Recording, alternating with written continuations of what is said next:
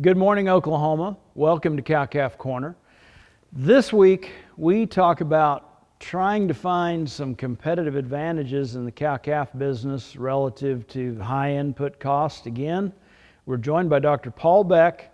We're going to talk about some growth promotants that we can use in the beef cattle business. And Paul, it's interesting as we visit about this, I liken it to the silver bullet, so to speak, whenever we know feed, fuel, fertilizer is so costly right now, and very important at this time if producers aren't using some of this stuff that we encourage them to do so. Let's talk about ionophores first. Yeah, anything that we can use that increases the efficiency, increases performance for in additive to whatever supplements or other management that we're doing is a lot more influential now with high feed prices than even before, whenever it was economical but feed prices were low.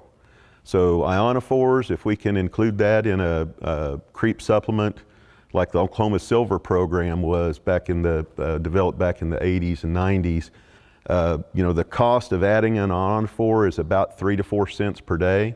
So we're only looking at about 12 cents per pound of added gain compared to the supplement, which could cost up to about 25 to 30 cents. Paul, is there a way to get that done with a mineral supplement?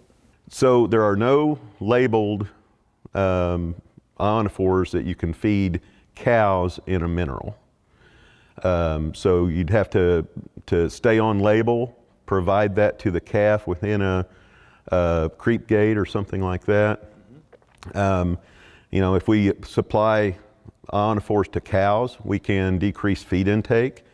It actually does increase milk production. So providing an ionophore to a cow, if you're providing a supplement as well, which probably would not be the case this summer, but it does make the cow more efficient as well. And so the other technology available to us is growth implants. Explain this concept. So growth promoting implants, provide hormones that increase the growth rate of calves. They function by increasing protein deposition instead of fat deposition. Fat takes more energy to put down than a protein does, so that increases performance and efficiency of that calf. We have a lot of producers that like to leave their bull calves intact, hoping to get an increased weaning weight. And that really doesn't happen until, after weaning or after a normal weaning age when those cattle are reaching puberty. So it's, much later in the growth of that calf. So what we're seeing is if we castrate a male calf and implant it, we'll have a 20 to 25 pounds increased weaning weight. If we leave a male calf intact, we're not going to see any increase in weaning weight. So castrating and implanting that calf prior to weaning, does a really economic job of improving those weaning weights, adding value to the calf. And can these two things be used in tandem? Yes, so we can expect about a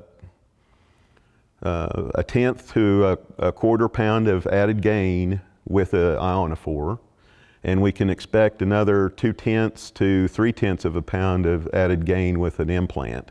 And when we do both together, we have research that shows you can gain the advantage of both of those. It's an additive effect because they have different modes of action, and together we can get a full half pound of gain per day using both an implant and an ionophore.